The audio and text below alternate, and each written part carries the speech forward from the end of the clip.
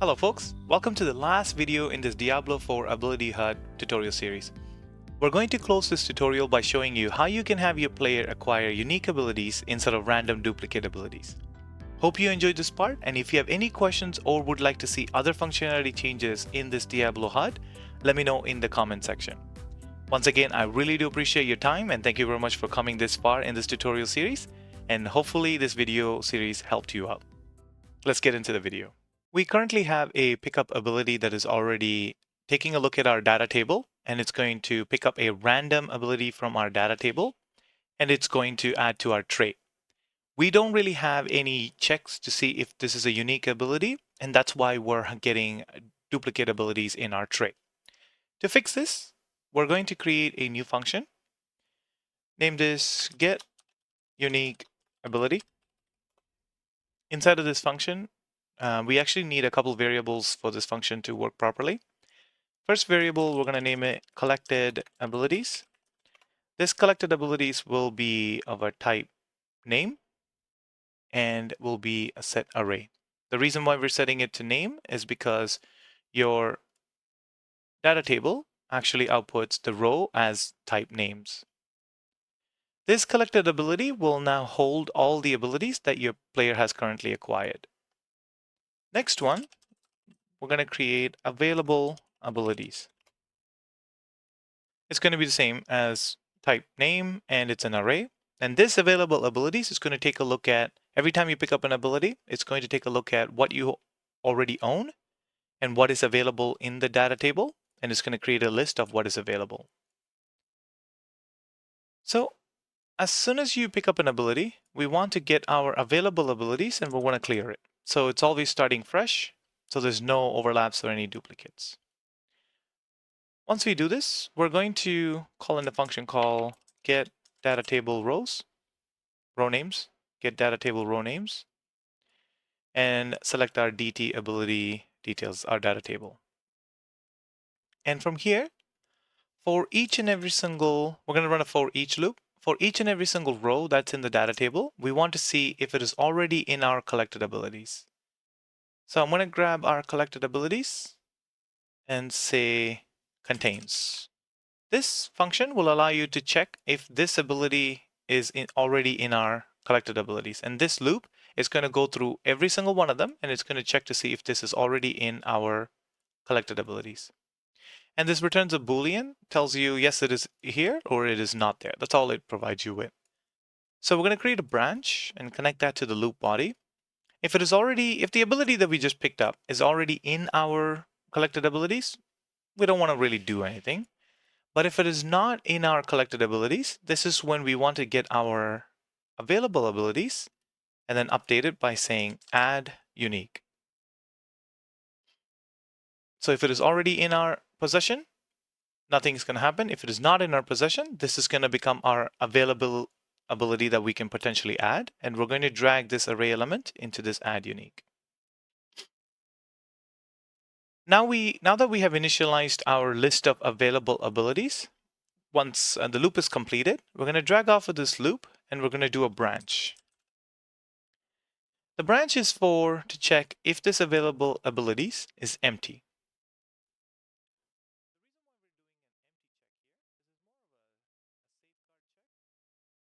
If it is empty, we just want to go ahead and say print string and say no new abilities are available. If it is not empty, that means we do have some abilities that the player can potentially acquire. We're going to go off of our false and we're going to do a while loop. Now be very careful with the while loop, because if you don't put in a proper condition to close this while loop, it's going to run forever and you're going to have a performance issues. So we're going to create a new variable to control this while loop and name that found unique ability. This would be of type Boolean, and will also be a single type. Compile.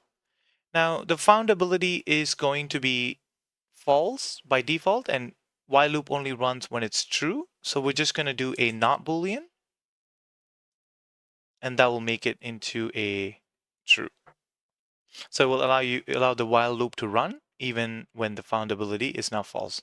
So to break the while loop, we need to set this found unique ability to true. In the while loop, we can actually do this two different ways.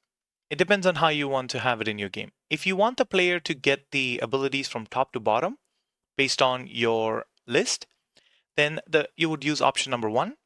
If you don't want the player to get the ability from top to bottom and you want it to be a random option, then you're going to use option number 2. Let's take a look at option number 1. This option number 1 is going to give the player the ability from top to bottom, one at a time, every single time. So we're going to go create an index and name it, and then make it a type integer. We're going to get our available abilities and then drag off of it and say get a copy. And we're going to plug this index in here.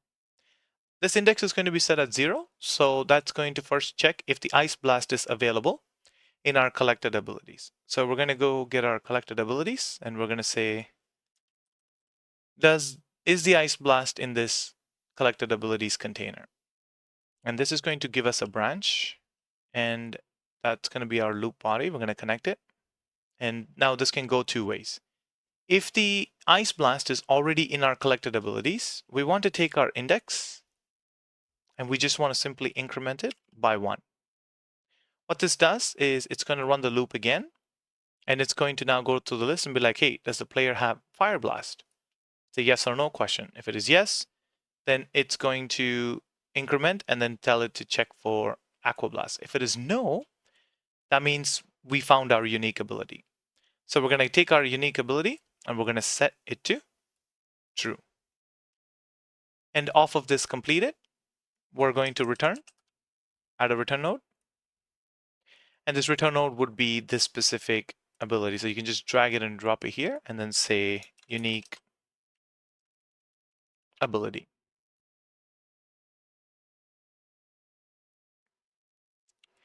Now you would go back to your Diablo 4 tray.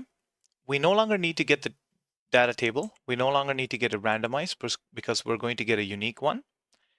You're going to drag this unique ability function here and then get our collected abilities, and we need to update our collected abilities by add unique and add this uniquely found ability to our collected ability. So now the game knows that we own this ability, and then you can drag this unique ability into the data table row as well, and then now you can set it.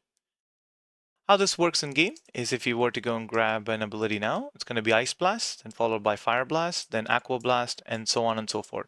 It's going to be in the same exact order every single time. This functionality will be good if you want to reward the player based on their actual level, and you only have 6 abilities to reward, then you would actually follow this. Even if you have more, you can remove an ability and give them more. That would be a different functionality, but that's how this works. Let's take a look at option 2. So for option 2, we're going to get a random ability from this available abilities, and we're going to check. So this way it's going to be random. The list is going to be random every single time, and the player is going to have a different ability set in their drawer every single time. So we're going to get a random item, a random array item. And now we're going to do the check, get collected abilities, and we're going to see if it contains this ability. Same thing now, we do the branch. And if it is true, if it already contains the ability, we just don't do anything here. We don't need to do anything here. We let this loop run until we find one. Once we found one, we're going to take our found unique ability and we're going to set it to true here. And we're going to off of the completed, because now the function will stop, the while loop will stop, the loop body will stop, and the completed function will trigger. And we want to get this random node, and we want to make this as our unique ability.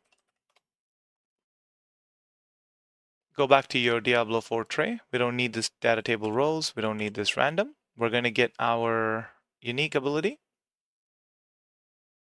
and get our collected abilities. And now we're going to tell the game this to add this unique ability to our player and let the game know that this player now owns this ability. and also drag this into the data table row. How this looks in game is if I were to go grab this, the first ability is Fire Blast, and then if you notice, it's unique abilities, but it's random now. It's not according to that list. And if I were to go collect it again, you notice that it's unique. Every single time the player gets a new ability, it's in a unique row. And that's how you would do it so the player gets a unique function or unique ability. Folks, hopefully this tutorial helped you in setting up those unique abilities.